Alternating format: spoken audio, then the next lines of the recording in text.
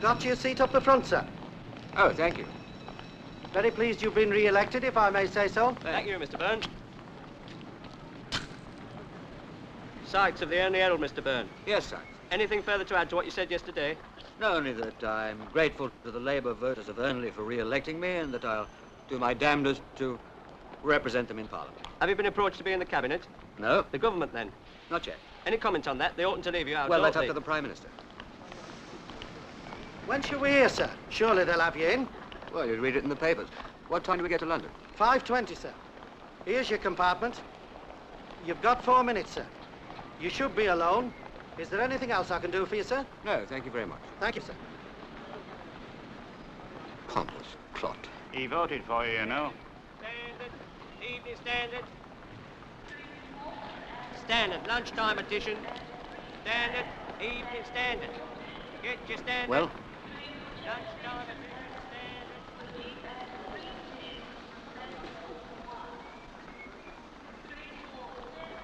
He's probably got something smaller for you. Listen to the agent talking. Will you thank the committee for me? I'll do that. Hope to see you up here again soon, Johnnie. I'll be up. Haven't seen much of you lately. Mr. Byrne? Oh, Mr. Byrne, excuse me, but I saw you and I just had to come and congratulate you on your victory. Thank you. All the girls in our branch are saying that you'll be Foreign Secretary at least. Well, that's not so. I'm not in the government. Oh, dear, what a shame. Why ever not? Oh, dear, you must be disappointed. Well, we must serve the cause as best we can, man. Yes, but, oh, well, I must dash now. If you'll excuse me. Goodbye. Goodbye. Porter! Oh, Porter, did you put my luggage in the van? That's what I represent, or 9/10 of it. Goodbye, Frank. Thanks for all your work. Bye, Johnny. Regards to the wife. Hope we'll be seeing her again before long, too. Yes, I'll bring her up.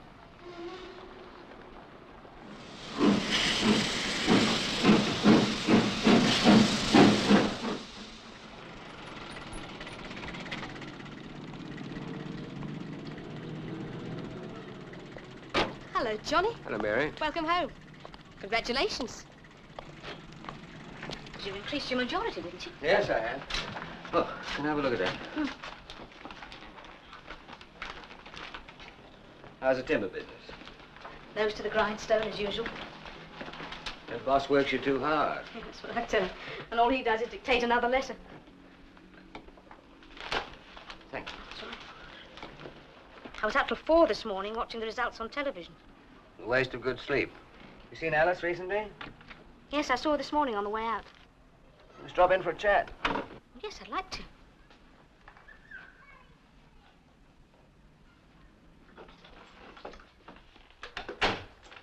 Alice? Alice? I'm in the bathroom. What a mess.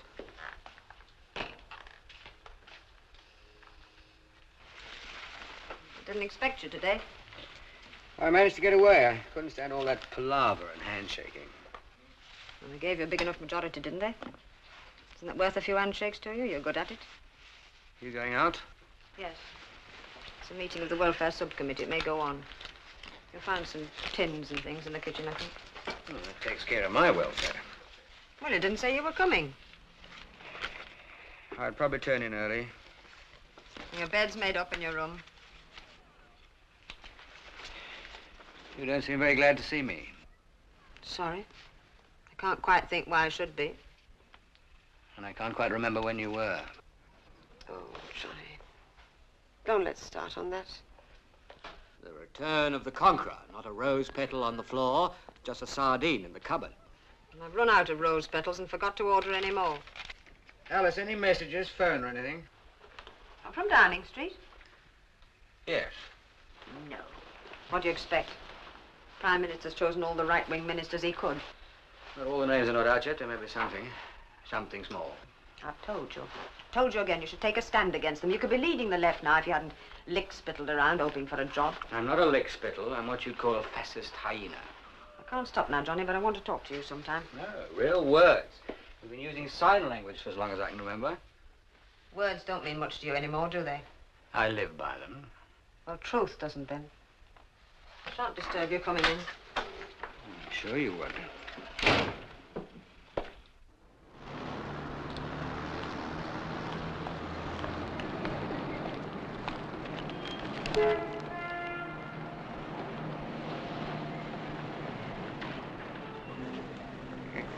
Mr. Byrne. Yes. I'm Gregson, BBC. We're getting some material for tonight's edition of Day to Day. I think you've been on it before. Yes, sir. May we have a word from you? Mr. Byrne, you've increased your majority at Ernley, I think. Yes, I managed to. How do you feel about that? Well, I'm very grateful to all of the people who worked for the cause and made it possible. Mr. Byrne, I think it was rather generally expected that the Prime Minister would include you in his government. Would you care to comment on that?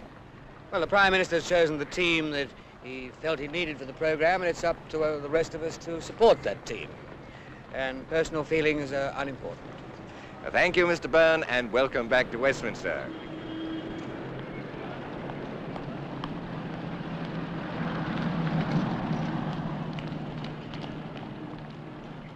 So you're in again. Nice to see you back. It was a tight squeeze. We had a couple of recounts.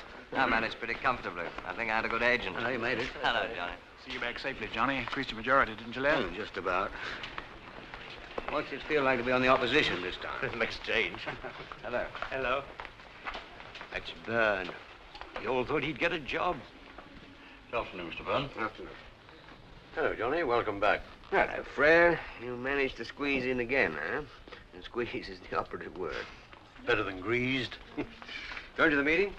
I suppose so. Well, I'll see you there. Excuse me, I'm Henderson. Oh, the new member for, Banstow. Banstow. Could you tell me where the party meeting is? Yes, I'll take you along. There's plenty of time. Let's have a cup of coffee on the terrace. Oh, thanks very much.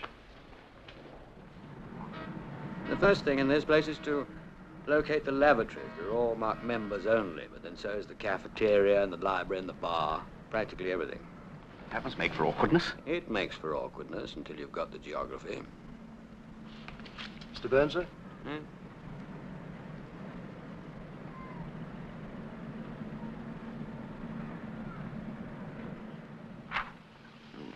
Say I'm not here. You can't find me. Yes, sir. Isn't that from one of your constituents? Yes. You shocked? You know, when I was first elected, I used to interview a couple dozen people a week about their housing problems and their pensions and other things. I used to visit my constituency once a week, but as you can't find houses where they don't exist, or pensions for that matter, there's no point in long talks here or evenings in a dreary office by the bus terminus. So I learned to make excuses. So will you. Well, that depends on what he thinks the job is, doesn't it? I was telling our comrade to pinpoint the lavatories. Oh? So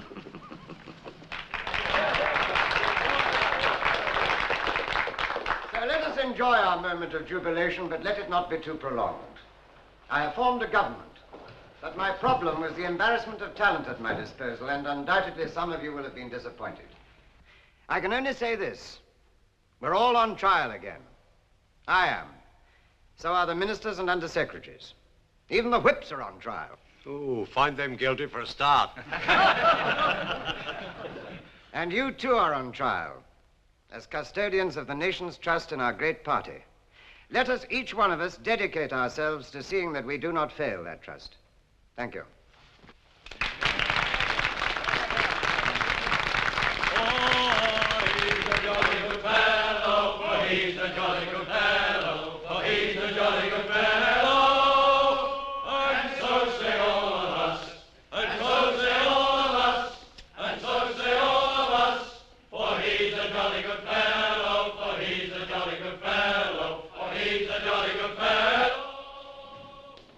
Johnny, just a moment.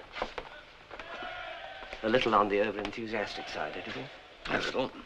Johnny, several of us are a bit worried about trends in the party. Really? Yes. We've called a small meeting at 3 o'clock tomorrow in one of the committee rooms. Would you care to join us? Why? Well, I thought perhaps you might have something to contribute. Perhaps you're not altogether happy about policy. Anyway, your ideas would be valuable. No, I'm sorry, Tim. I don't think so. But you aren't altogether happy about the way things are going, are you, Johnny? Perhaps not.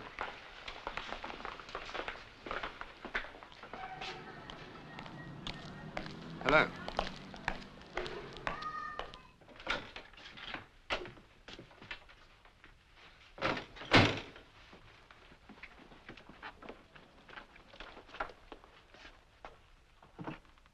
Alice, have you been tidying up?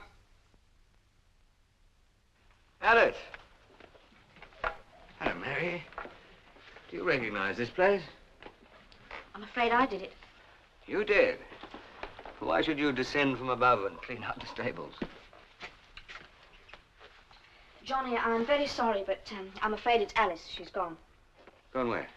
I don't know. I came home at lunchtime. I only saw her for a minute. She had a suitcase. She told me to tell you she was leaving.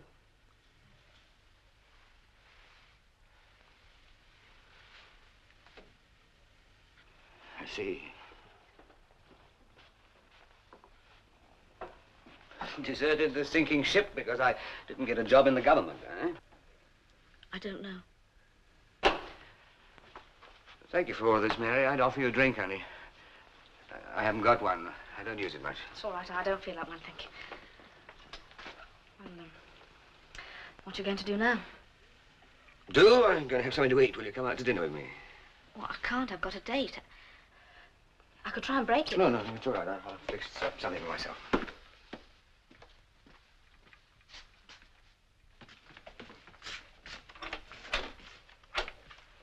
Thanks, Mary. Don't be lonely, will you? I've got a lot to do.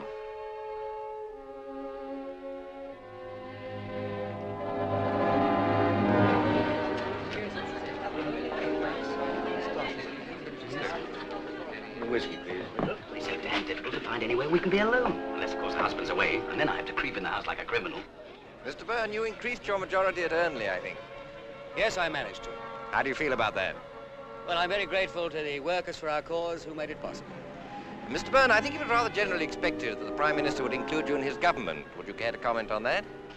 Well, the Prime Minister has chosen the team he thinks best to carry out our program, and it's up to the rest of us to support that team in every way we can. Personal ambitions are unimportant. Thank you, Mr. Byrne, and welcome back to Westminster.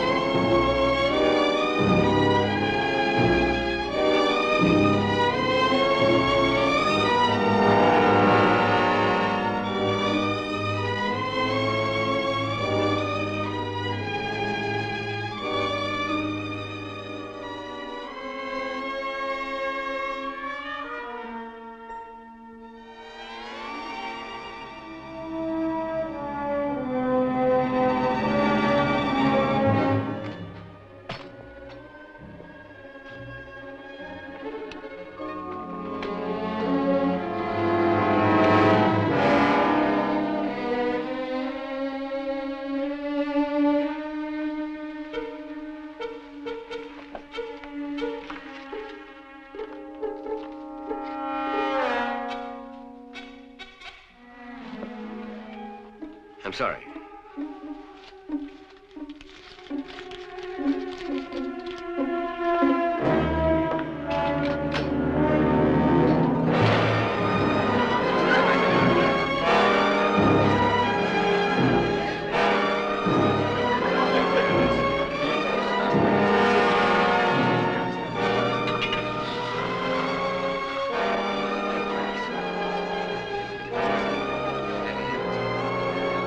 Gin and tonic, please.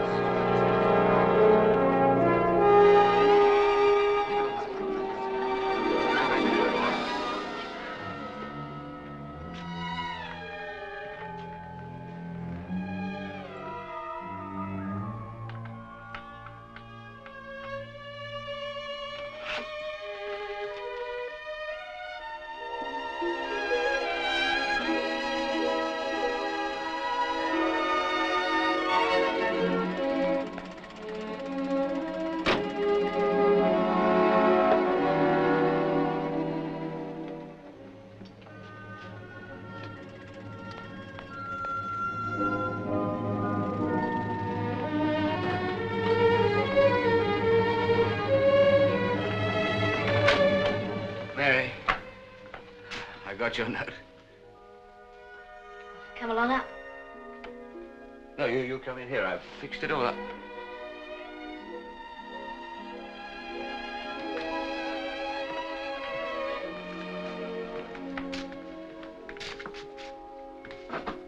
I lit a fire. It's chilly. Looks nice. And flowers. I got them on a barrow, fresh cut. I thought you didn't touch it. Sometimes.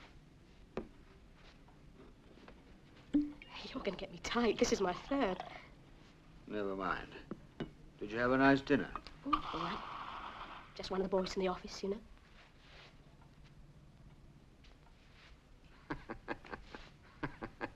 What is it? This stuff. We signed the pledge together, Alice and I, when we were two Sunday school kids, 8 and 9, in a piddling little Yorkshire town you've never heard of.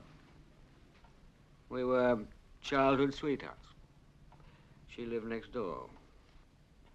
Both of our parents were mad about politics. Good old-fashioned working-class labor. I suppose that's what started me. I wonder if Alice has broken the pledge. I don't even know. It's funny, isn't it? Don't make it worse for yourself, Johnny. Worse? But you don't understand, Mary. I'm glad she's gone. I'm tickled pink. We never had anything. Never. It was Moses in the bulrushes on Sunday and politics during the week. We were 20. We never courted properly. She never even let me hold her hand. After we're married, Johnny. We were married. There was a whole column in the local press. Sunday school teachers wed. Then there was the war. 4 years when we hardly even met, so she went her way and I went mine. But we went on living together. We were still married, if you can call it that. Like sharing a bed with a fridge. Relax, Johnny.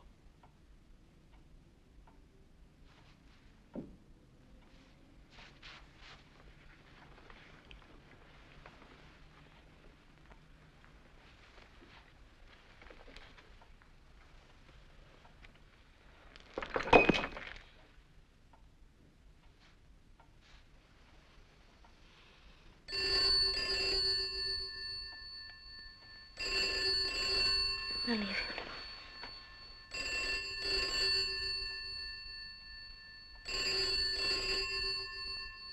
I'd better go. It may be... Alice? No, Downing Street. There may be a change.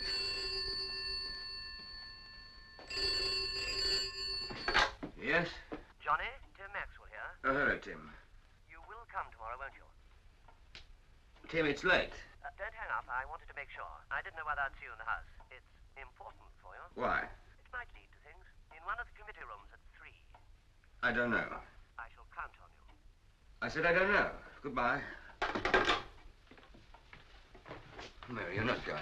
Yes, it's getting late. You said so yourself. No, no. Well, because I answered the phone, it might have been important. Nothing wrong in ambition, Johnny. Oh, come on. No, you'll save your kisses for the Prime Minister, Mr. Byrne. Mary, come back. You bitch.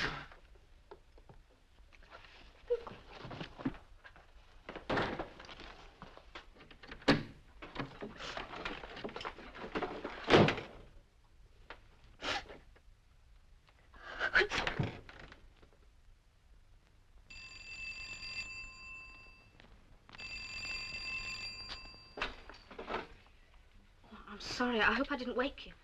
No, no. I think I left my gloves here last night. Yes, you did. Come in. Mary, I'm sorry I behaved so badly last night. I had too much to drink. It's all right. Don't worry about it. I behaved pretty badly myself, really. Well, I hope the whiskey didn't stain the rug. I can't see anything. Here. Thank you. Would you like a cup of coffee? No, thank you, I've had it. I could make you some, though. No, it's all right. I'll have some later. I'd better be getting off to the office. Oh, I'm going to a party tomorrow night. If you're not doing anything, you may care to come along. It may be good for a few laughs, anyway. I'd like to. I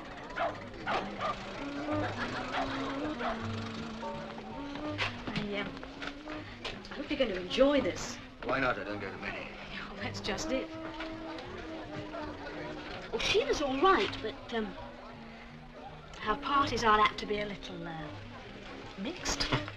Let's mix it a little more.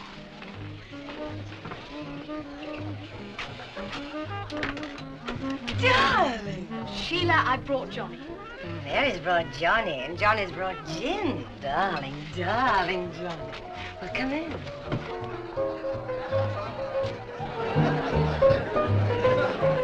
Well, nobody knows anybody, so just grab anyone to talk to and have a drink. That bloody record. I think it was the only one I got or something. Hello, fancy seeing you here. Oh, have you met? Oh, of course he's queer. He's not just trying to get on, he's queer. Yeah, but he's got swarms of children. How naive can you get? Of course he's got swarms of children. What's that got to do with it? He's as queer as a...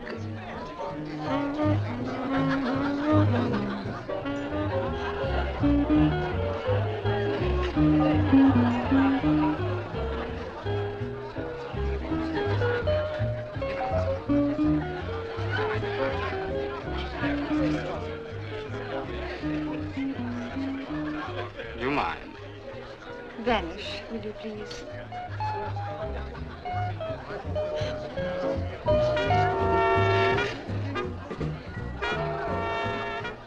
Crucifying, isn't it? No, it's interesting. Doesn't interest me. Well, they tell me that you have to live with these things. I lived with it for 6 months. I painted the swine. Well, I don't know very much about art or painting. Oh, don't apologize. The thing's a swine. What do you know about? Well, actually, I'm a member of Parliament. How crucifying. Hey, listen, everybody. Everybody. We have a member of Parliament in our midst. Get me some more of that disinfectant, will you, MP? Yes.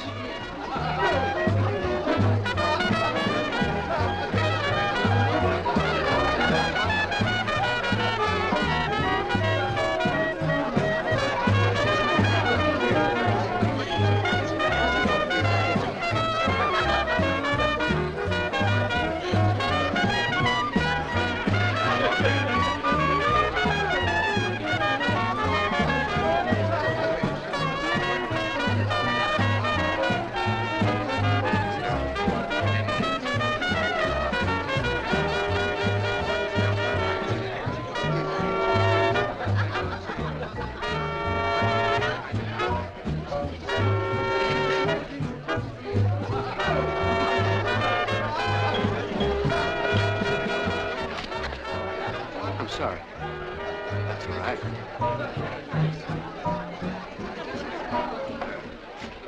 Can I fill it up for you? Thank you. I'm John Byrne. Yes, I know. I'm Pauline West. How did you know? Well, you lectured to me once at the London School of Economics. Oh, good heavens, no. You still there? No, I'm a model now, photographic, you know. Well, I should know you. Oh, I don't see why there are hundreds of us. At my age, we all look alike. How young are you? I'm 20. Oh, isn't it hot?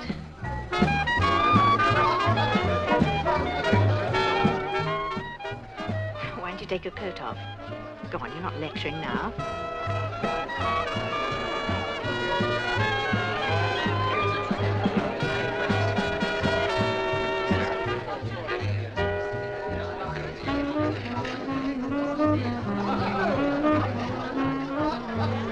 Look at this. Hey, he's a man. Who are you? I didn't invite you. I didn't invite anyone without a head. You are funny. Yes, I know, but I'm working tomorrow, and if I don't get some sleep, I'll be a wreck. Well, you must come to the House of Commons. I'll show you around. Anytime. You fill in the green card, hand it in, and I'll be there. I'd like to. I'm going to kiss every man in the room. As a matter of fact, I'm going to kiss you. Well, you must go. I'll see you home. Oh, that's awfully sweet of you, but I'm all right, thank you. Come on, MP. I'm going to kiss you. 1, 2, 3, 4, 5, 6, 7, 8, 9, 10, out! Meet the champ. Give me a man of age and experience every time. Thank you, ma'am. Bloody tune. I swear I'll break it. Johnny? You going? I think so. Will you be all right? Yes, thanks. I always stay right down to the bitter end. Oh, frankly, I'm not tough enough. No.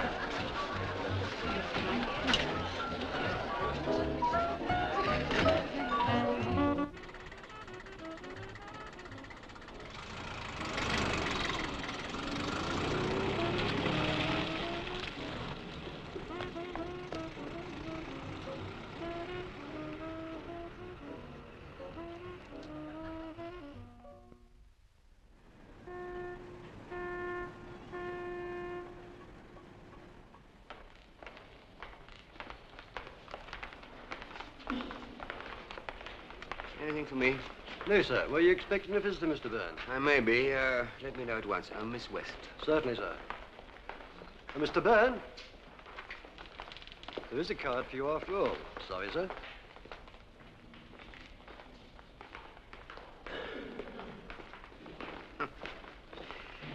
Tell her I'm not in the house. You can't find me. Certainly, sir. Ah, Johnny, you've come along after all. Just came to see what you want. Hello, Charlie. Did you hear Whittaker died last night, heart attack? Yes. You know the selection conference will put up for the seat. Another bloody intellectual. Another toffee-nosed barrister. And he'll get in. Who else is coming? Just Roger Renfrew.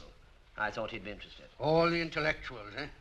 We should get that chip off your shoulder, Charlie. My family were as working class as yours. Really, Captain Byrne? It's 20 years since you've done an honest day's work at the bench. Here is Roger. Hello, Roger. Well, if that's the lot, let's get on with it. I haven't got all day. Yes. Roger, will you start? Oh. Well, I think this is the point. The government has got its mandate, but it's a very loose one. It commits the government to nothing. We, that is Tim, myself, and perhaps you, are afraid that therefore nothing much is going to be done without some prodding. By us? At first, we could expand the group, but we must be on the alert. Really keep the cabinet on its toes. Yeah, but how? A question here, a push there. What we want is a push that'll send Mr. Prime Minister Stevens and his gang of lawyers and university lecturers right over on their backsides. Then we might get somewhere. Yeah, but surely we must give them a chance. I agree. What I'm suggesting is that we act as a sort of conscience of the party, as it were. Conscience? There isn't the makings of one in this room. You are here, minus your father's Yorkshire accent, because you expected a job and you didn't get one. You are here because you can't help interfering and fiddling about with your notes and general bloody nosiness. You've licked boots for the past 4 years, and it's got you nowhere. And you, I've got a fairly good idea what you're up to, and it smells to me. I'm afraid I can't stay here and be insulted. I've got better things to do. Either Charlie Young goes or I do.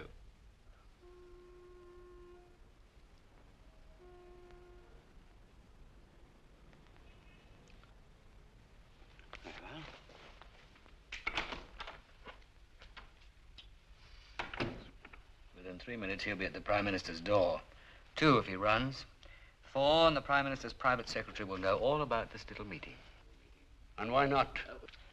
We must bide our time. I agree. We must wait for a really big issue. In the meanwhile, we should meet from time to time to discuss things. I mean, we want to do a useful job, but nothing disruptive. Exactly.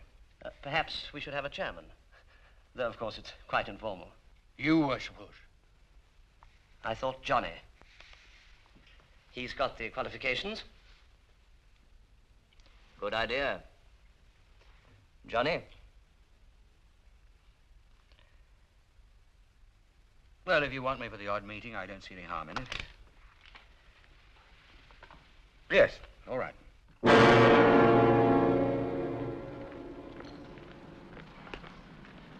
Well, my lad, seen this?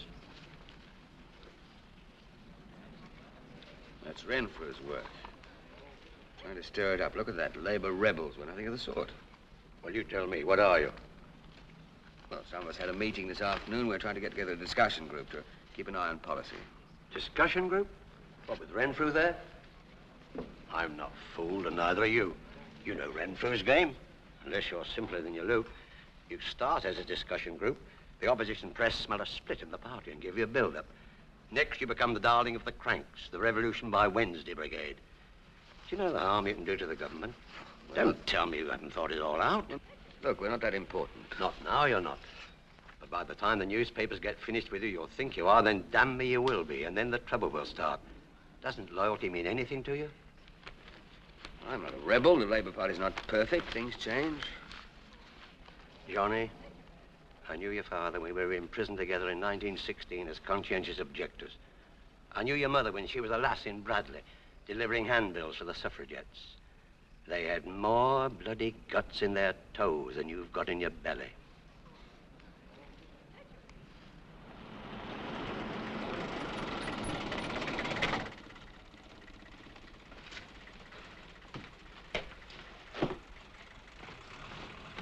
Hello, Johnnie.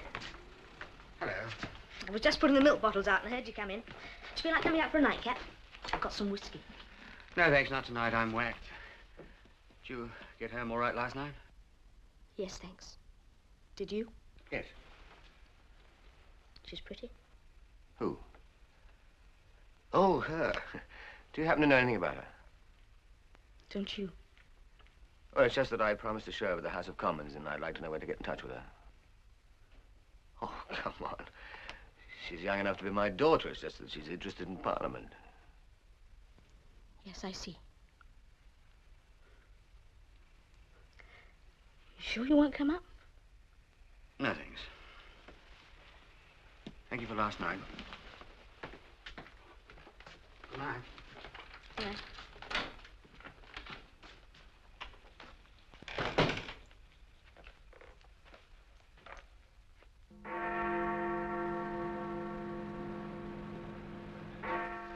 More dried fish is being sold across the countries than ever before in the history of dried fish. Last year, I have the figures here, 2,275 crans of haddock were delivered from It's the not ports exactly of world-shattering news, is it? through the region. Why, listen to it then.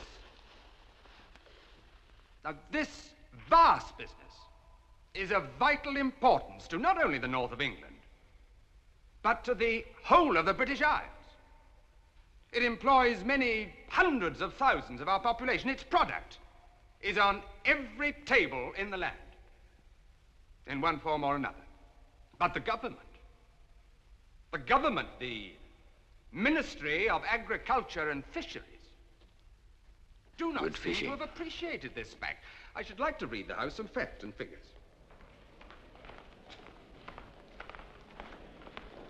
Mr. Byrne?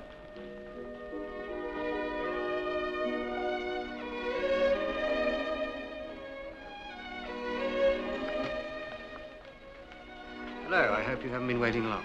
No. Terry and I have just been guessing who are the members and who are the visitors. This is Terry Langham. How do you do? How do you do, sir? Was this a bad time to come? I mean, are we interrupting? Not at all. Let's go on the terrace and have a look at the view. It's called the best club in Europe. Frightfully stuffy and absolutely nothing to do. Except put on a beaming smile to visitors and say, I hope you haven't been waiting long. Part of the act. Oh, but it's not quite true, is it, sir? I mean, you do work very hard, really. Terry's keen on politics. Really? I wish I knew as much about it as you do, sir. Well, you'll have to wait till you get to my ripe old age. Are you keen on politics? Not awfully, I'm afraid. Politics are all right. It's the politicians you want to run a mile from. Not always. Mostly always. Oh, she'll be more interested when she's old enough to vote. Don't be pompous, Terry. Well, I'll show you around the rest of it, then I'll get you a seat in the strangers' gallery. I'm afraid I can't meet you afterwards. I'm busy.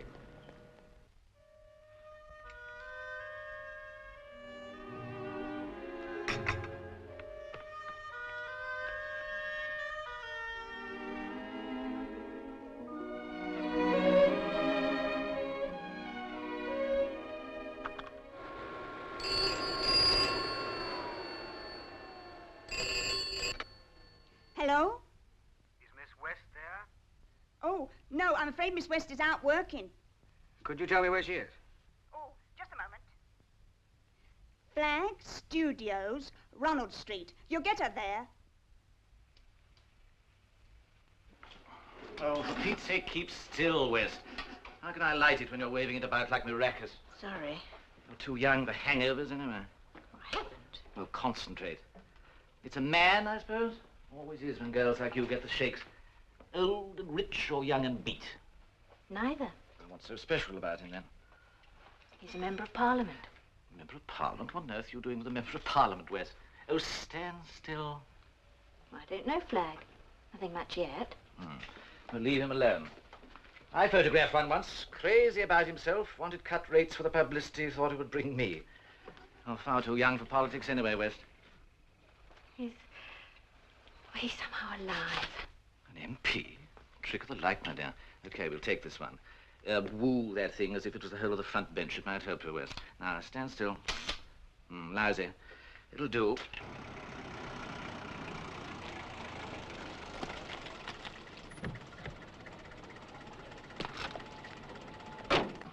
Hold the thing high up. And then, that's it. Yes, that's the sort of thing. Where'd you meet him? At a party. He offered to fill my glass. I bet it wasn't his party. No. Then I asked him to take his coat off. Did he return the compliment? No. I didn't say much either.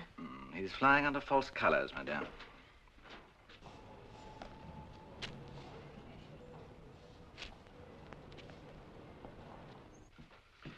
Okay, West.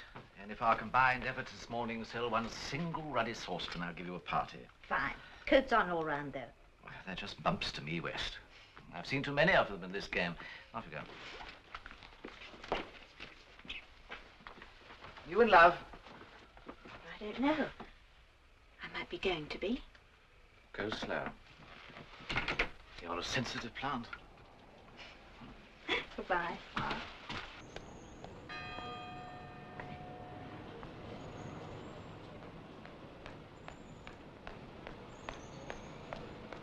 Hello.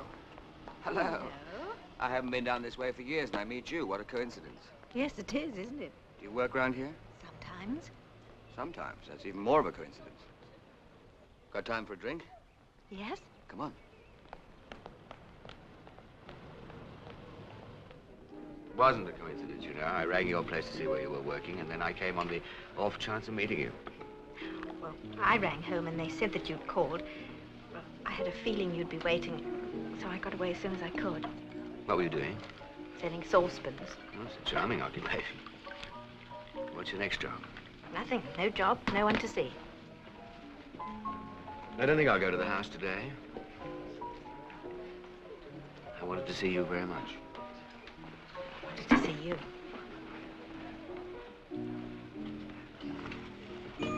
Cheers.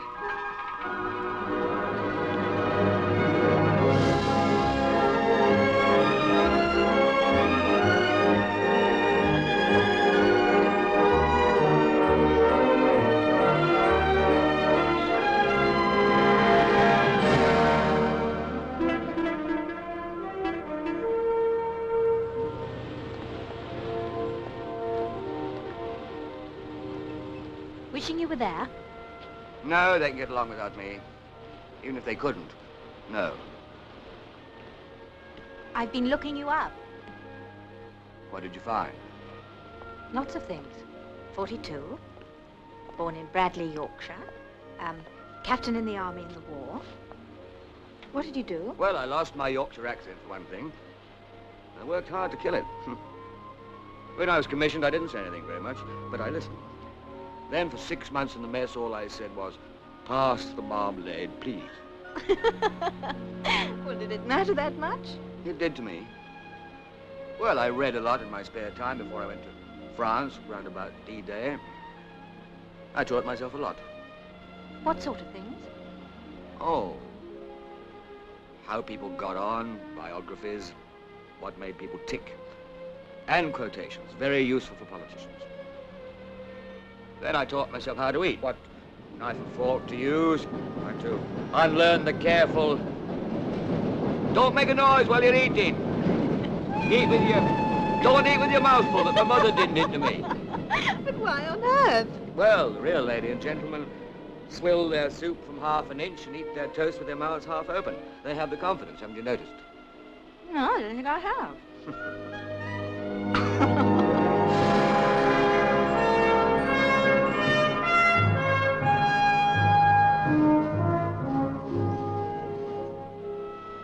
People seem to think you'd be in the government.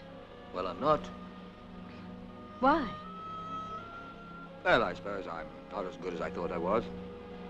Some people say I'm ambitious for the wrong reasons. They're probably right. Disappointed? I've thought of nothing else since I left the army and went into politics. I can understand living for a cause, but I can't understand living for an ambition. What went wrong, Johnny? You must have believed in something at some time. I suppose I did. What about you? You got any ambitions? Oh, the usual sort. Home, children, that sort of thing.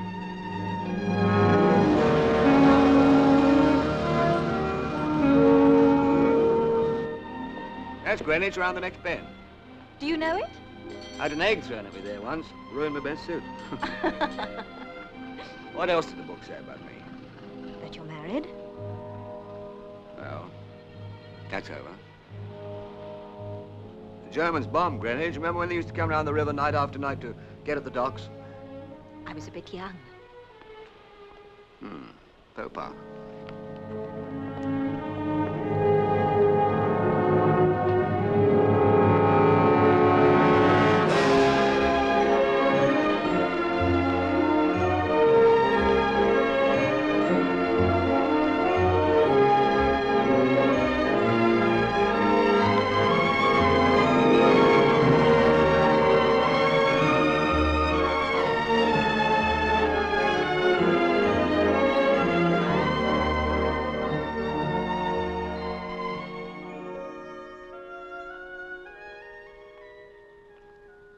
This conversation's gone on a long time. Yes, it has. I don't mean the one with words, I mean the silent one.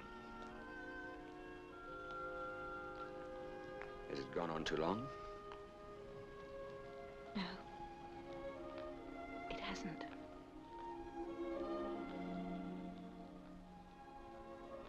Johnny, I want to turn and look at you, and I can't. I can't turn my head. Just hold my hand.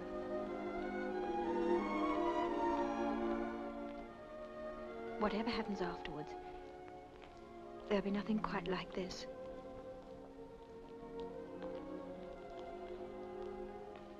When I met you at that party, I couldn't think of anything to say except, do you enjoy being in Parliament? So I didn't say anything. You didn't have to say anything. Oh, I did so want to meet you again. Confession over. Shall we go? Just a minute.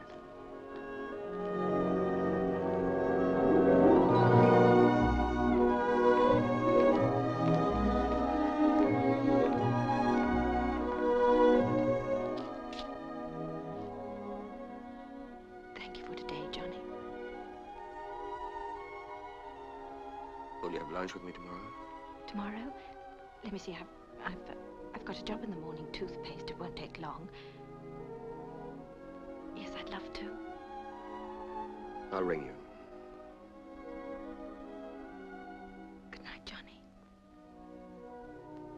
Good night.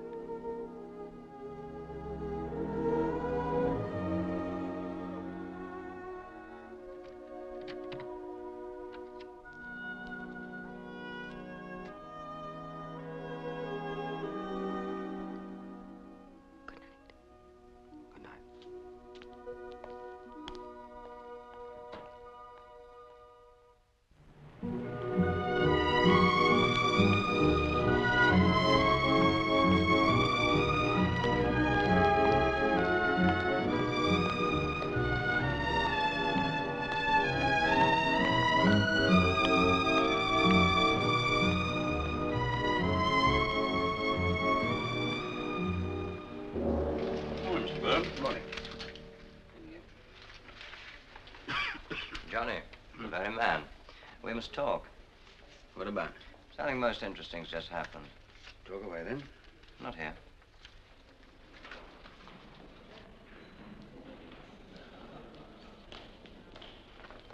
This may be the big issue we've been waiting for. It's come earlier than we expected. Look, the government's proposing to send troops in to destroy a democratically elected assembly. They have their reasons, of course, as I've said, but the whole thing's wide open to criticism. Against socialist principles and so on. The party wouldn't like it if it knew. Mm. Well? Well, how do we exploit it? Private notice question, I should think. Yes, so would I. Ask for a statement on recent developments in the oil kingdom of Mazarin and so on. In his answer, the Prime Minister's bound to mention the proposed troop movements. That will give you a chance for a stronger supplementary question. Me? Yes, of course. You're the man. I'll get some of our fellas to follow up with more. The opposition's bound to jump in to exploit the situation. Our backbenchers will get worried. And then things will get hot. Hmm? Exactly. Then you move the adjournment so that the whole matter can be debated at 7 o'clock as a matter of urgency. You'll have the platform for a major speech. Early enough to catch the morning papers. You'll be news. All right, I'll put down a question. I've got a draft here.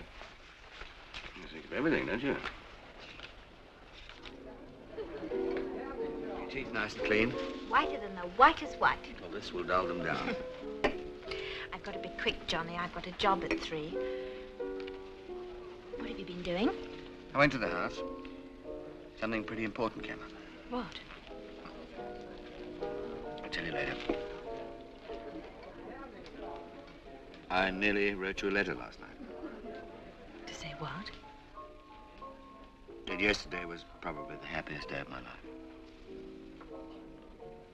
Whatever there is between us, it's got to be your decision. If it's coffee or dinner from time to time, I'm happy. And if it's something more, I'm even happier. I love you. But I don't want to force anything. If anything's going to grow, just let it grow. Let's not keep on taking up the roots to see how the plant's doing. Hello, Johnny. Hello, Bob. Good God, that's Bob Ferguson. I thought he was dead. He was with Chamberlain at Munich before the war, do you remember? Should we go and eat? I mustn't be late.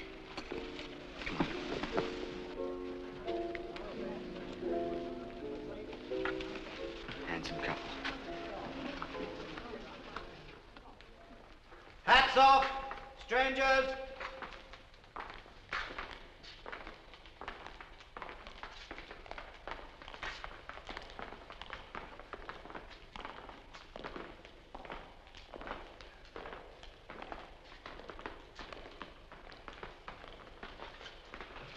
Can the Prime Minister make a statement to the House on the subject of his forthcoming visit to Washington? I'm going to Washington next month at the invitation of the President for informal talks, which will, I trust, range over a wide field. As the House will remember, my predecessor in my office visited Washington early this year. Things are now different. The President is eager to be informed of the government's broad policies and intentions. And for my part, I shall be very happy to renew his acquaintance and with our advisors have talks on different subjects which will, I am sure, be beneficial to both our countries. I hope the House will not press me at this stage for an agenda. It does not exist. But on my return, I will give honourable members as full a report as is consistent with discretion. Johnny, good of you to come. PM wanted me to have a word about this private notice question.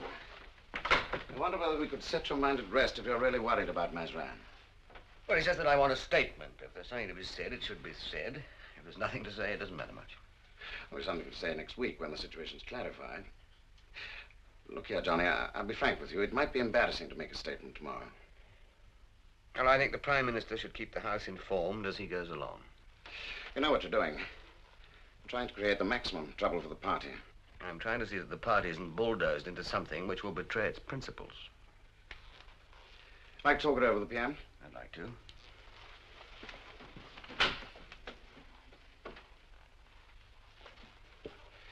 I'll see you now. haven't congratulated you on your re-election. Thank you. Take the Foreign Secretary's seat.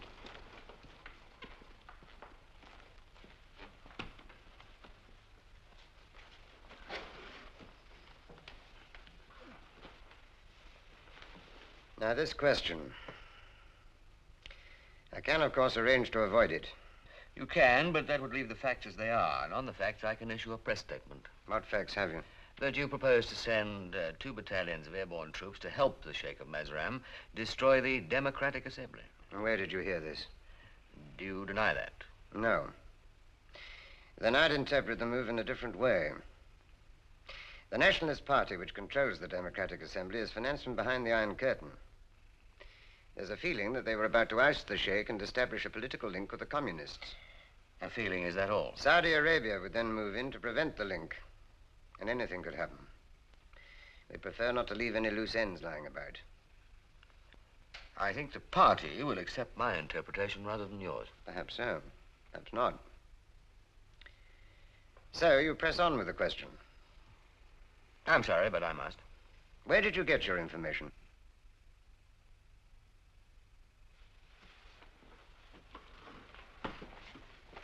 Nice to have seen you. Thank you for coming. How's your wife? Very well. Good. So you're going on with it? Yes. May I say something I wanted to say to you ever since you came to the house? You're the most unmitigated, grasping, and self-important bastard I've ever met in a lifetime's politics. Good day.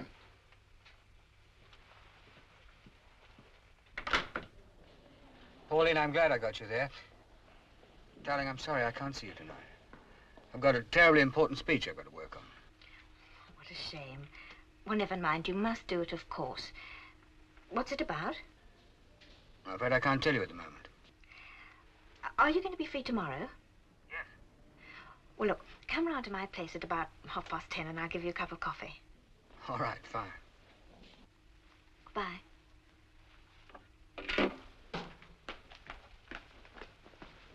Sorry. We've got work to do, West. Let Parliament wait. Over here.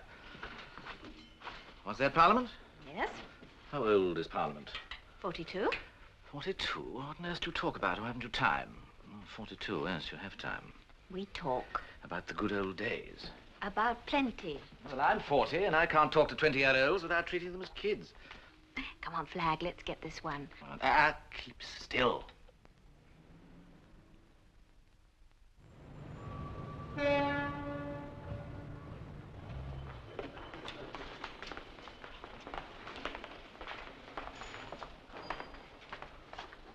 Before the election, the Prime Minister, the present one, when he was leader of the opposition, made a speech in a debate on colonial policy. You got it? Have you the date, sir? Beginning of February, I think. I remember, sir. I'll get it for you. Well, well. Your little discussion group has found an issue at last. Mazran, eh? Don't do it, Johnny. I know what I'm doing, and it's for the best possible reasons. Johnny, this government is the people's government, and I don't want to see you cause it embarrassment. And I want to keep it a people's government. Look, we don't talk about it much here in this Westminster hothouse. But most of us understand that out there in the streets, there are people who want something. They don't always know what they want. They've not much idea how to get it. Call it a better life, if you like. But they expect us to get it for them. That's what we're here for. And we try to do it by pulling together and backing up the boys at the top. But not you. Oh, no. You're a political technician. You came here for a career. You learnt the words, but not the music. You've thought of naught else but Johnnie Byrne since you came. Not what they want, not what's right. But how will this work out best for Johnnie Byrne? I'm not doing this for Johnnie Byrne. It's a matter of principle. Johnny, learn a bit of humility. Learn to love other folk a bit. I think this is it, sir. Yes, thank you.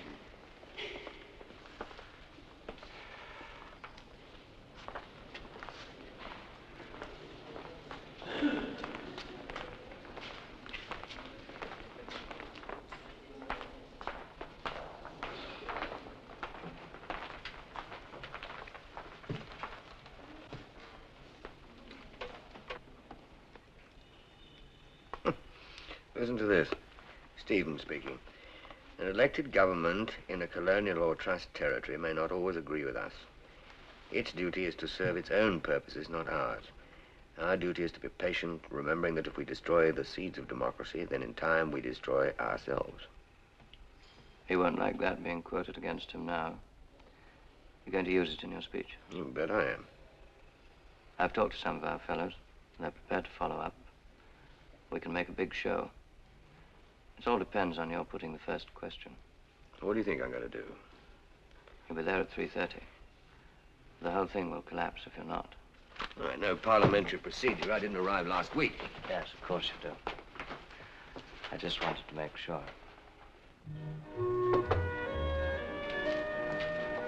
Hello. Yeah, let me take this. You can pick it up later. Where are we going? Well, let's go on the roof again. I have to be in the house this afternoon. Oh, what time? About half past 2. Well, let's go on the water anyway. All by ourselves.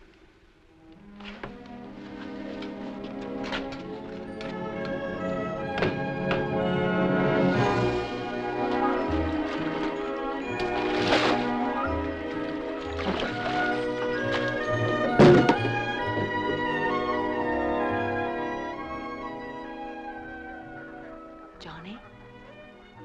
You're not with me, Johnnie. I was thinking. You're sweating. Why is it that men always sweat and women only perspire? Go on. Take your coat off. This is where we came in, isn't it? Do you enjoy being in Parliament, Mr. Byrne?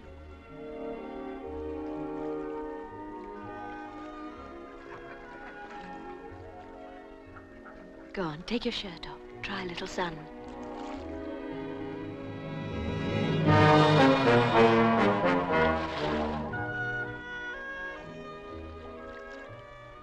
Frightened of the opposition? Exhibitionist. I'll take my tie off and that's all.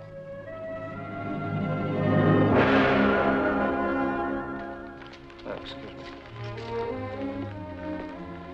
What are you doing, talking to a couple of the opposition, boss? I know what I'm doing. We got your follow-up questions ready. Don't worry. See, Johnnie. Captain Byrne is probably still asleep. I love you, Pauline. I love you very much. Johnnie, you remember at lunch when you said you'd never force anything, that you'd leave it to me? Well, there's bound to come a time when I couldn't go any further. When you had to make the next move. I think it's now, Johnnie. Come on, let's go.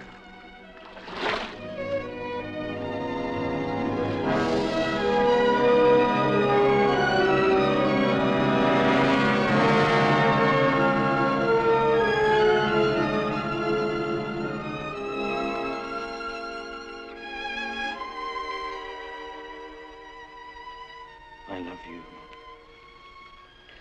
Take your coat off, Johnnie.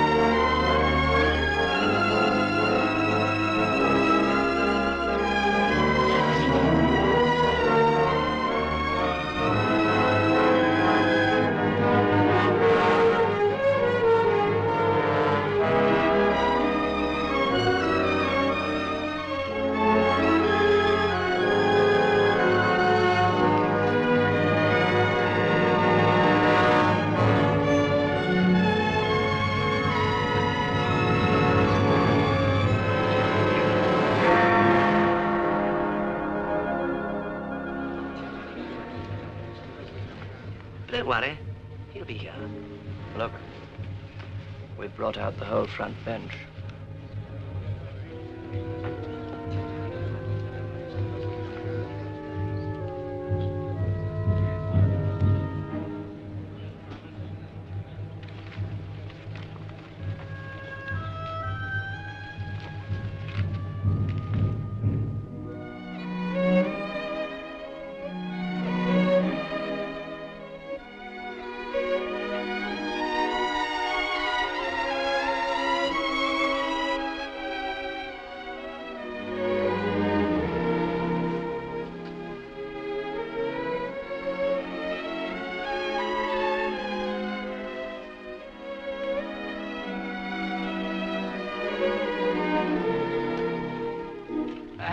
Secretary any further information to give the House concerning the incidents alleged to have occurred in Bowden Prison on the night of May the 20th. The honourable member for Falmouth East was misinformed about the size and scale of the incident. In fact, only one prisoner serving a short sentence was involved.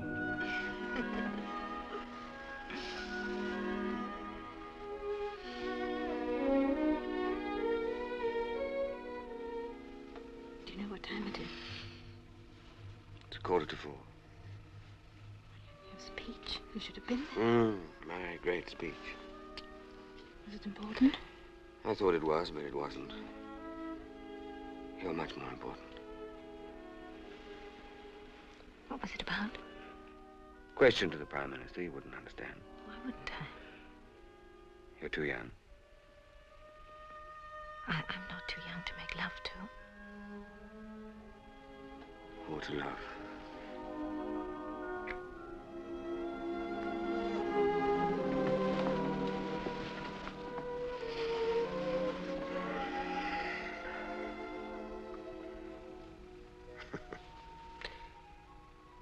They'll never believe me. They'll say that Andrews frightened me off. But I wasn't afraid. I was in bed with you. We weren't either of us afraid. You know, darling, I've got a new ambition. A real one. Have you, Johnny? What? I want to marry you.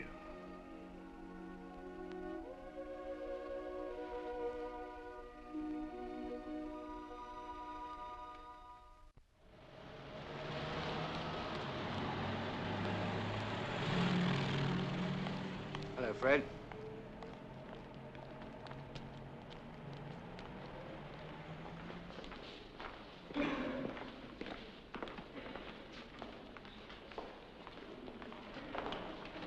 Nothing for you today, Mr. Byrne? That's good. Who got at you? Nobody got at me. Then why weren't you here yesterday? Save your speeches for the local meetings, Charlie. Traitor. Damn traitor. Morning. Johnny. I didn't mean to speak to you. Don't. I think you behave very badly. You've let us down and you betrayed the people of Mazran. What happened, Johnny?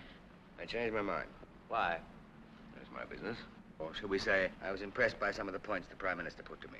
Firstly, I don't believe you. Secondly, it's very dangerous to change your mind on an issue like this. You'll regret it. I promise you that.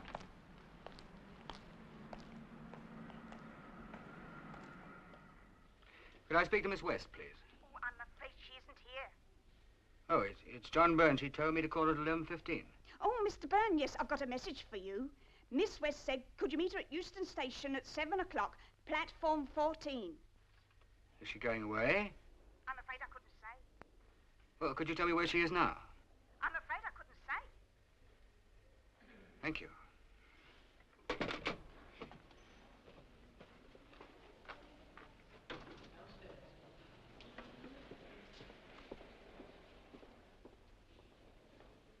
Oh, I want to put through a call to Ernley, please. Ernley in Yorkshire. Mr. Edward Collins. I don't know the number, but you'll get him through the local Labour Party office.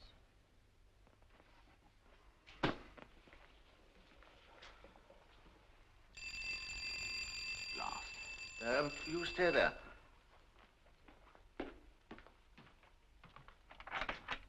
Oh, well, you're early. Your booking's at 12:30. Aren't you Farquharson's whiskey? No. Oh, pity. Good type for it. Starting to grey, distinguished, and... Oh, well. My name is Byrne. Is Miss West here? West? No, I've got a half-witted blonde and a cask of deodorant in there, that's all. Byrne, M.P.? Yes. Don't they have telephones at the house? As a matter of fact, I'd forgotten your name. That's not like a politician. She's not here. Well, is she going away on a job? How should I know? They're off on everything from jobs to joyrides. Thank you. You're welcome. And remember, if they throw you out, you're a good type for middle-aged men of the world.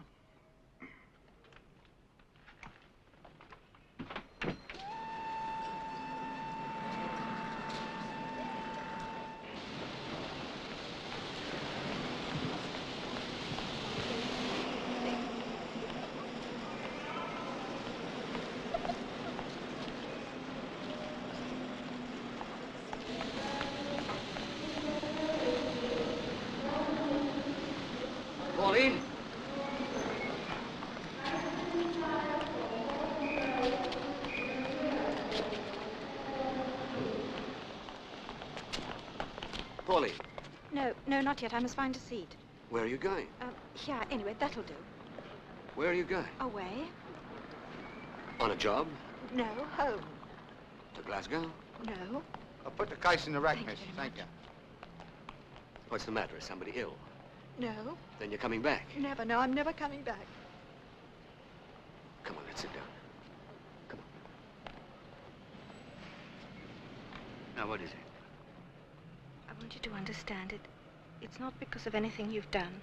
It's not because of yesterday. I don't regret yesterday, and I never shall, but I must get away from you before I get used to you. Why? Johnny, look away. Don't look at me. You look away this time. It's not age, not physically. But you once asked me if I had an ambition, and I said yes. A home and children. But before you have all that, you've got to have a husband. I have thought about it, Johnny. Well, it seems we've both been thinking. I was going to divorce Alice, marry you, and make my flat into a home.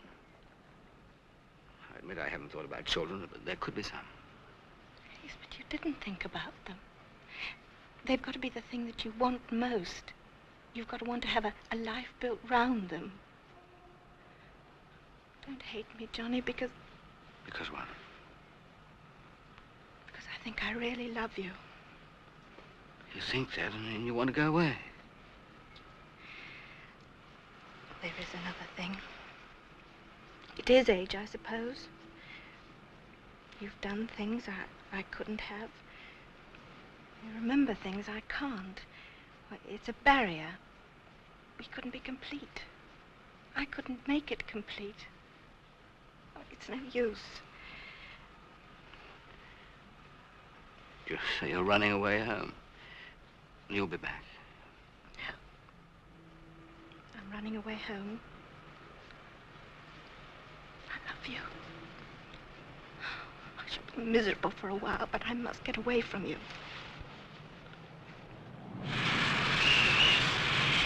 Take your seats, please.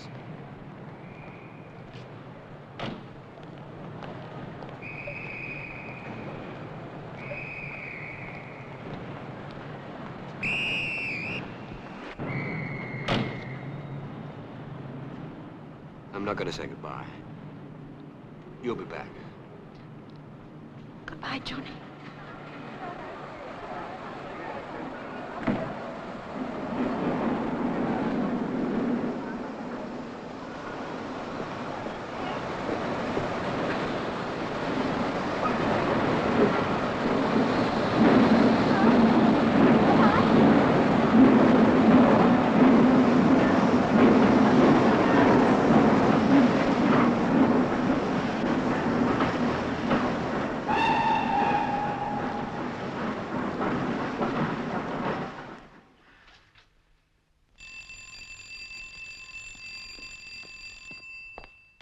Pauline. Sorry to butt in, Johnny, but your phone's been ringing all evening. I came down to take a message. Who was it? Better have your key back. Mr. Drake from Ernley.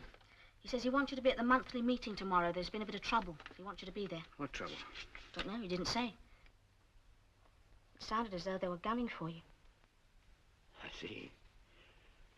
Well, thanks. Johnny. You all right? I'm fine. How's Pauline? She's all right. Mary, I may have to go to Ernley tomorrow and stay the night. Pauline will probably be here tomorrow. If you see her, be sweet and make her feel at home. Here's the key. Tell her to stay and I'll phone her in the evening. And don't let her go. Yes, all right. Thanks, pal.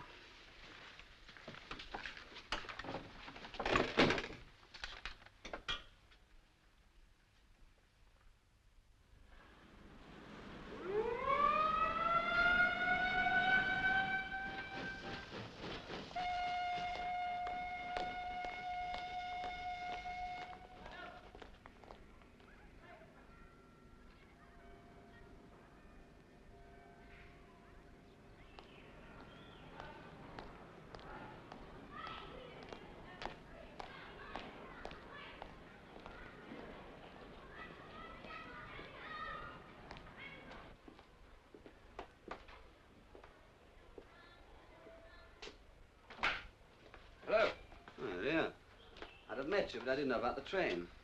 What's all this about? I don't know exactly. Some of the boys and girls called a special meeting. I think you won't like this, Johnny. They want to move a vote of no confidence. Why? They've only just elected me. It's Ted Collins. I think he's got old or something. Collins. He's the one who's a bit of a red. Aye. I can handle him. I hope so. And furthermore, comrades, because of what he did, our local lads may be dying in the sands of Mazran. Might I ask Mr. Collins where he got this information? I have my sources. Now, as I was saying, our member had the chance to protect democracy, to safeguard the workers of Mazran, to stop troops being sent in to suppress a democratically elected assembly. And what did he do? He ratted. He ran along to the Prime Minister and crawled. Now, I say this. We in Ernley have no confidence in a member who is not prepared to support the principles of the Labour Party.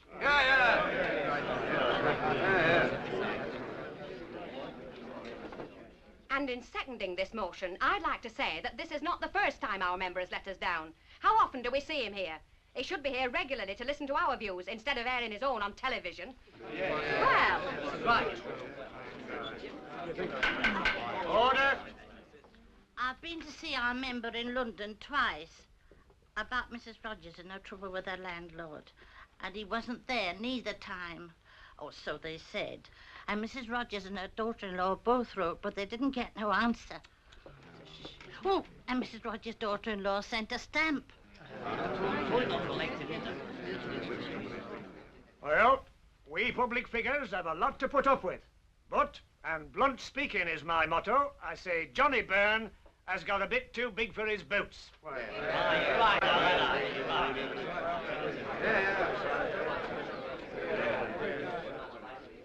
sure I can't remember when she last came down.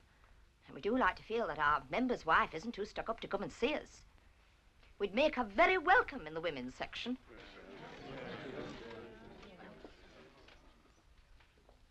Comrades and fellow members of the Ernley Labour Party Local Committee, I'm quite aware of your concern about Mazram, and as far as the questions that you've asked me are concerned, the very earnest questions that you've asked me... by seeing the Prime Minister, I was seeking, both loyally and privately, to use my influence rather than embarrass the government in the House of Commons and in front of the whole country.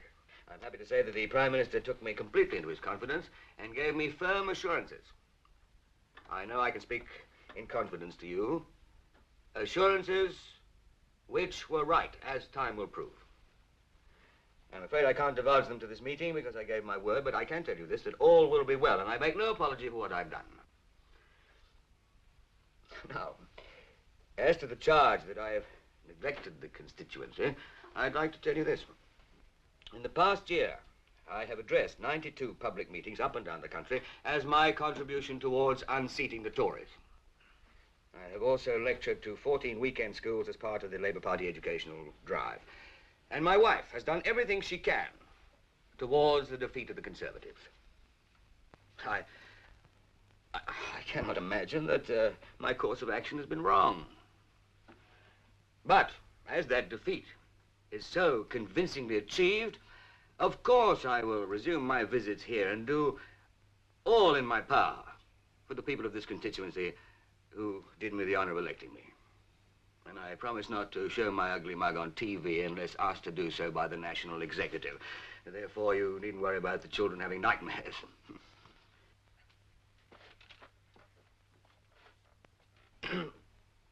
Well, fellow members, I have given you an explanation of the past and an assurance for the future. And all that's left to say is that I will see you next Friday when I come here to do all I can for my fellow Labour members of this great town.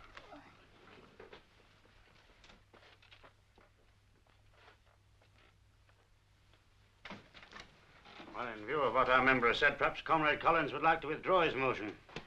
No, I wouldn't, Mr. Chairman. Well, in that case, we shall have to vote on it. Will those in favour of a vote of no confidence in our Member of Parliament please raise their hands?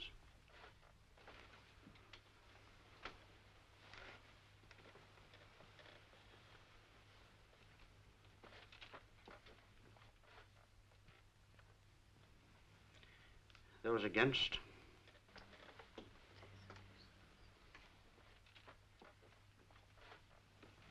Motion carried.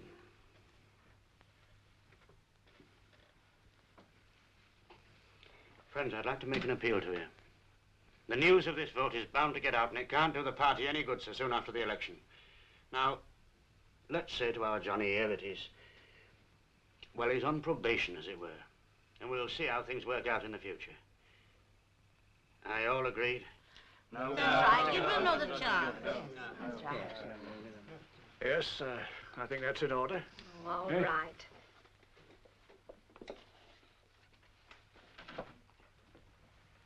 Comrades and fellow members of the Burnley Labour Party, I can hardly find words to thank you for your understanding and your generosity and your generosity.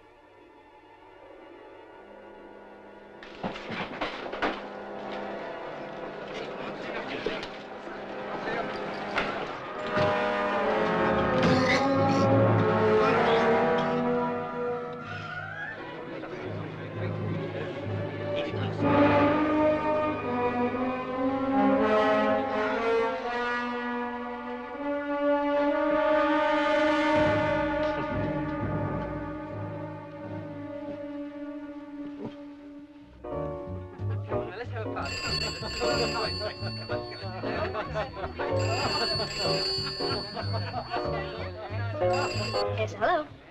Mary, it's Johnnie. Hello? I'm sorry to bother you at this time, That's all right. but have you heard from Pauline? No. No, she hasn't been here, Johnnie, and she hasn't phoned either. Oh, thanks. I'm taking a bit of a beating up here. It was really rather funny. Johnnie, I'm awfully sorry, but I've got one or two people in here, and it's rather difficult for me to talk. Oh, I'm sorry. Goodbye. Bye-bye.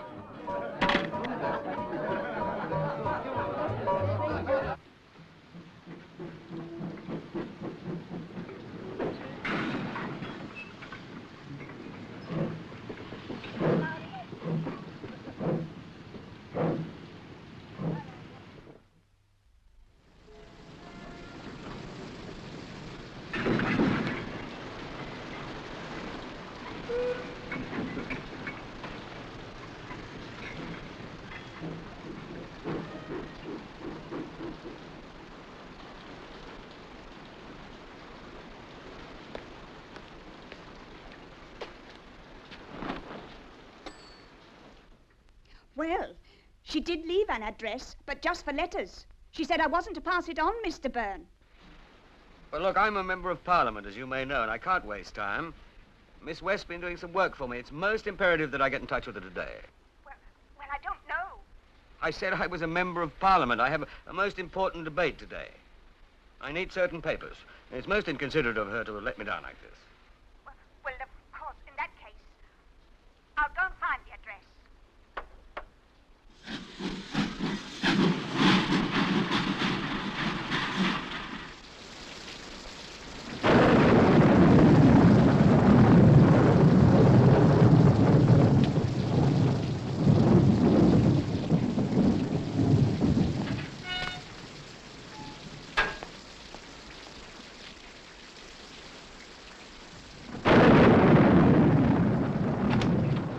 Oh, my name's Byrne. I'm a friend of Miss West's from London. I'm a father. Come in, man. You're drenched. I must apologize for bursting in like this. Explanations later. First things first. What you need is a hot bath and a change. You're very kind. Pauline's out for a walk. She'll probably come back as soaked as you. Thanks. Here we are.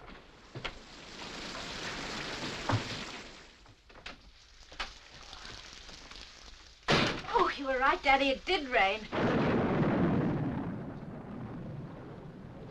Hello?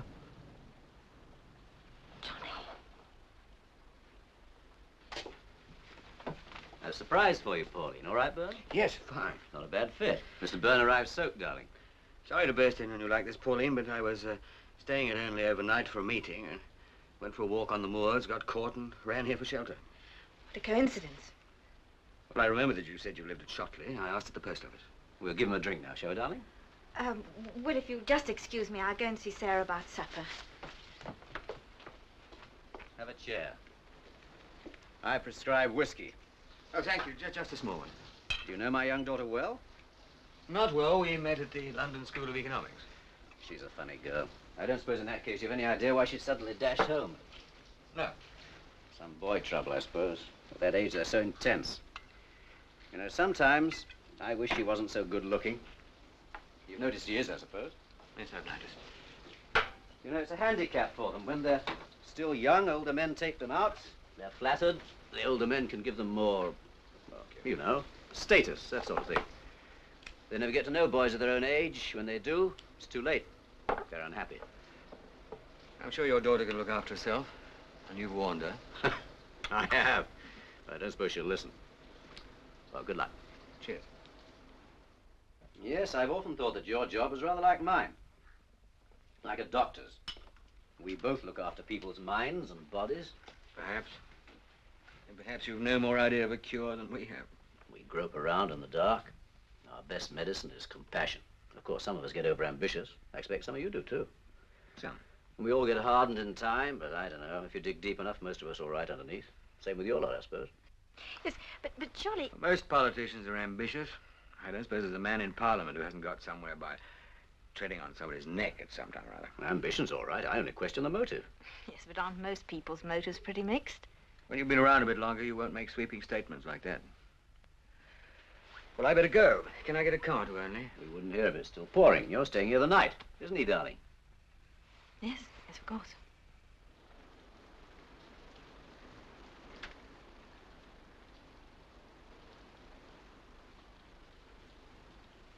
Johnny?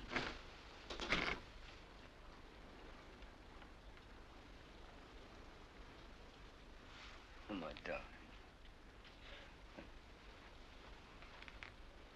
Why did you follow me? I didn't. I just drifted. I let things happen, and this is how they happen. I could have stopped them. Pauline, I suddenly found myself all alone in the world. You wouldn't understand. Alone. I had to cling to you, and that's why I'm here. You must go.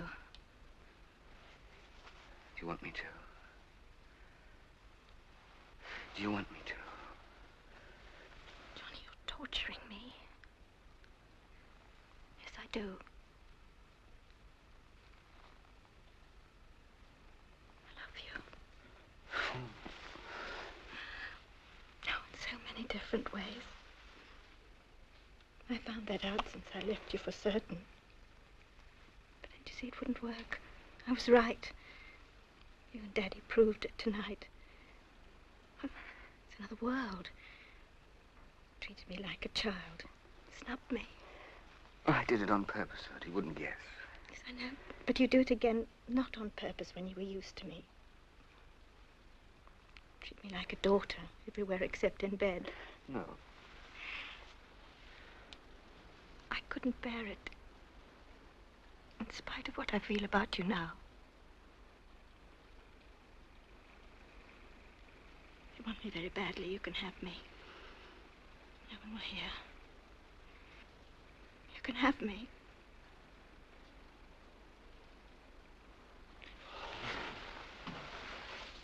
Oh, my God.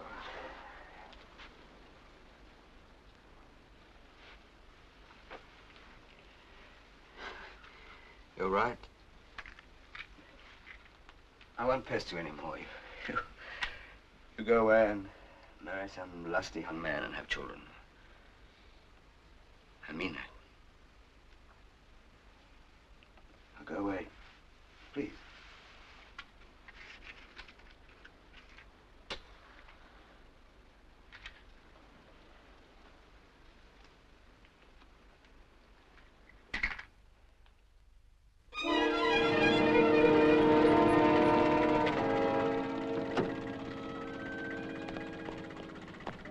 Two I've got, please.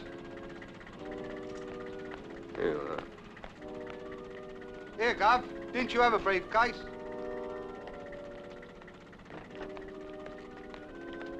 State secrets. The government would fall if anybody found this. Thank you. Good night. Good night, Gov.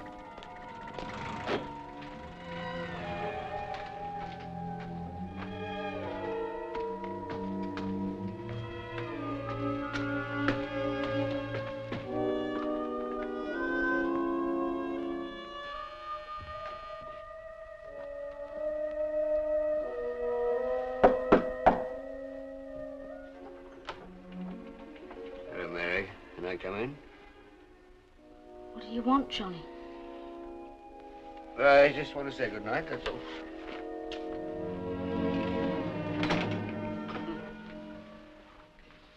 You're drunk, aren't you? No. I'm relaxed. No more worries. No more anything. I'm just relaxed. You'd better go to bed. Yes, let's go to bed. Go downstairs, Johnny. Don't be friendly. You were friendly enough the other night. Please, go downstairs. You're teasing. I want to kiss you, Mary. Just think of whiskey. Why don't you go and kiss Pauline? Mary's jealous.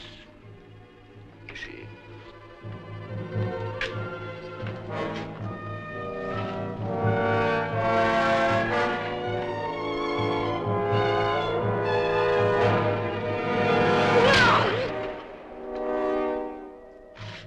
What did you want to do that for? Pauline's gone. I'm lonely. I think you ought to know, Johnny. I'm going to get married. Who to? Someone I met in the office. I've known him for some time now.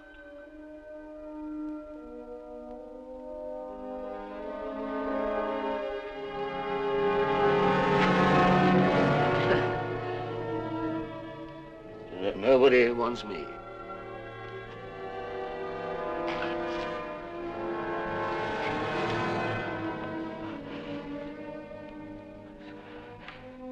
There's nobody anywhere.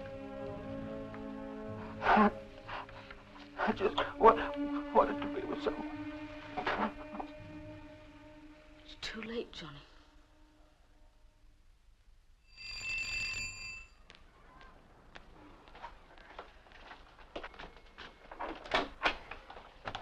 Hello, Johnny. Well, Can I come in?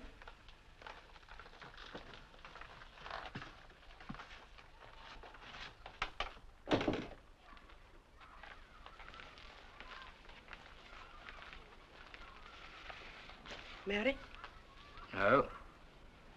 What do you want, Alice? I want to talk to you. What have you done to yourself? Nothing. Well, I've had my hair done. Bought a few things. Do you like it?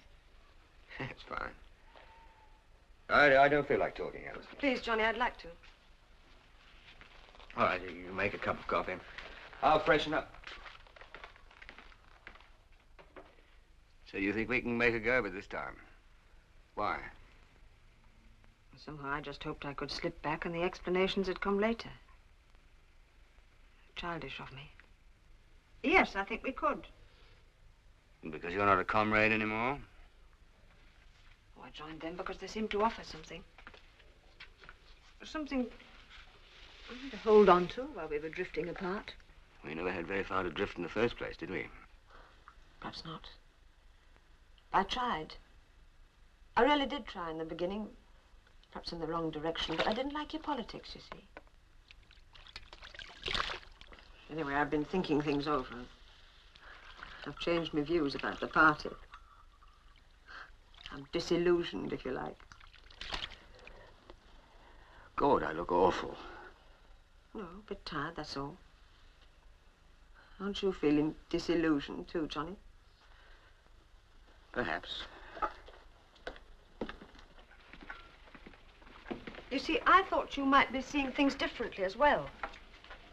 Not getting into the government, I hoped. I just hoped it might have changed you. Has it? I just want to be a success. Who doesn't? Why should it be wrong in me and right in everybody else? It's just the way you went for it. You were so cold-blooded about it. In other words, you're saying everything I've done has been phony. No, not everything. You've got a lot of qualities. But all the wrong ones. No? But I can't change.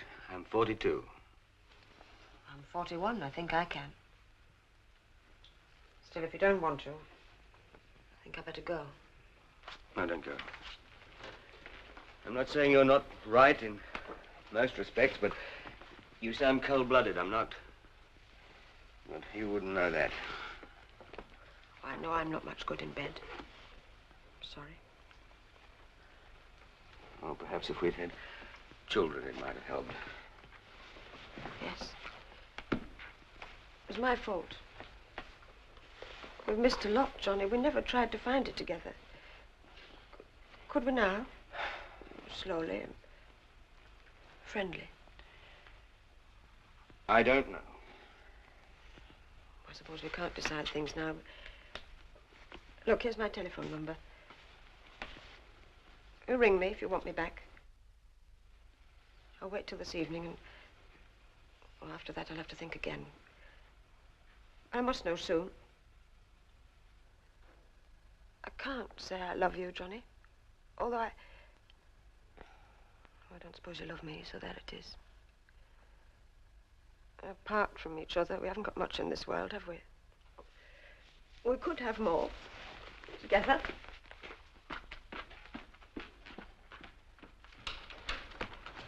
Alice.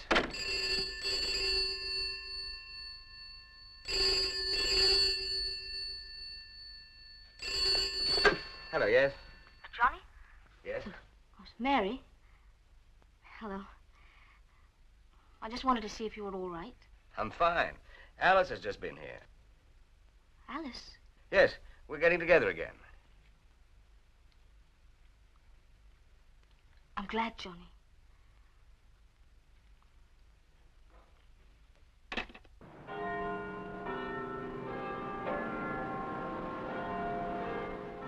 Hello, Johnny. Haven't seen you around the last day or two. No, I went up to my constituency. Ah. Changed your mind about asking that question, then, eh? Yes. Maybe I was wrong about you. Are you learning, Johnny? Maybe I am. I said some pretty rough things to you. I'm sorry. Forget it, Fred. How's the missus? Alice, she's fine. That's grand. I remember her when she was just a kid. She was a good lass. A bit prickly, maybe, but a good lass. Aye. I'm glad she's all right. May I join you? It's a bit full. Yes, come sit down, lad. Are you finding your way about for now? Oh, yes, thanks. Lavatories and all. There's a line in the paper about Mazrin. Seems to have quietened down. You had something to do with that, didn't you? He did. I just had a chat with the Prime Minister, that's all. Far behind the throne, eh? No, just a backbencher and always will be. Oh, no bad thing to be either. I've seen the big lads come and go. It's usually the same. One minute you got the papers hanging on your lips, then bang, you come down overnight. In the morning you're looking for a chair here at the table to rest your backside. Right, Johnny? Dead right. From the back benches, you can watch the ulcers sprout and the arteries hardening and then get home earlier to supper with your wife. It's comfortable to be out of the race. You'll find out. Sooner or later. Get him to see the Prime Minister in his room in 10 minutes. What's he want? He'll no doubt tell you. Can I say he'll be there? Yes. Probably about Mazran. I'm going to telephone Alice.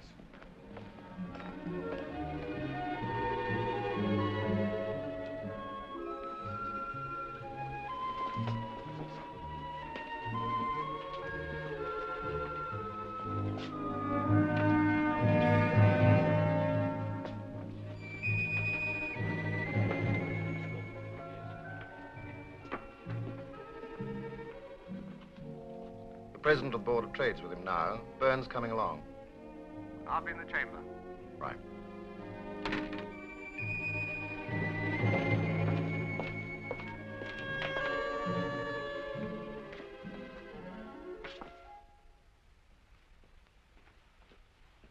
Won't keep a moment.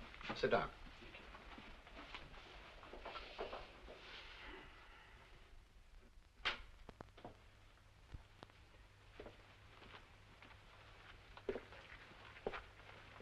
Goodbye. Come in, Johnny. Sit down.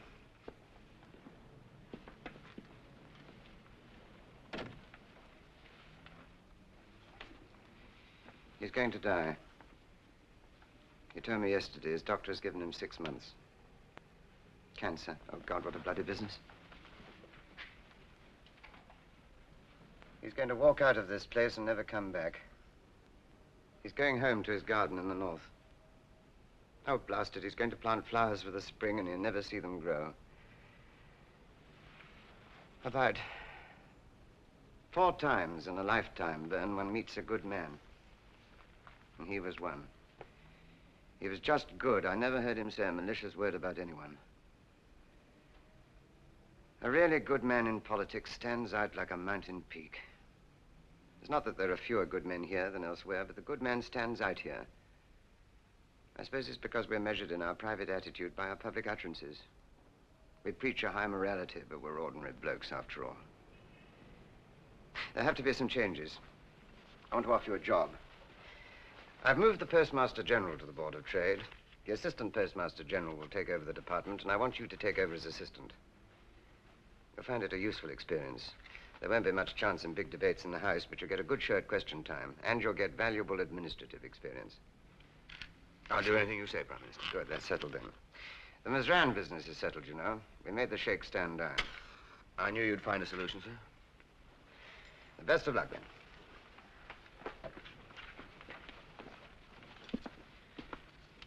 Oh, by the way, there was just one little thing. I expect you wondered why I didn't find a place for you when I first formed a government. I had no reason to expect anything, sir. You've done quite well on the back benches, though.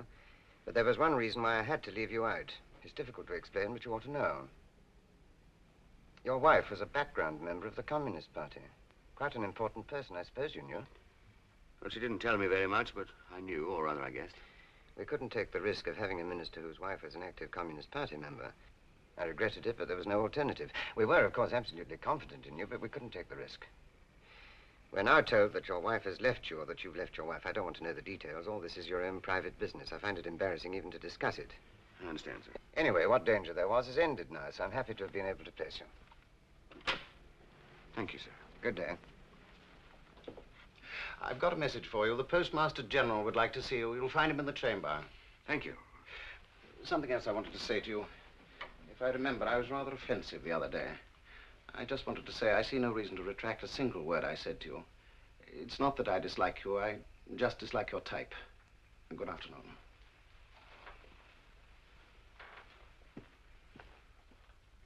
In my constituency in the West Country, there are people who have been waiting for as long as 8 years to have the telephone service brought to them.